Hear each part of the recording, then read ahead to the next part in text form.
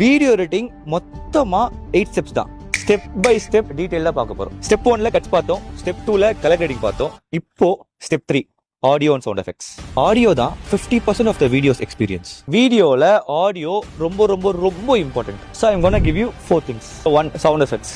இந்த 1 இயரா கலெக்ட் பண்ண 300+ சவுண்ட் எஃபெக்ட்ஸை உங்களுக்கு ஃப்ரீயா தரும். 2 when, why and how. நாங்க இப்போ தரப்போறது தான் சேனல் ஸ்பெஷாலிட்டி.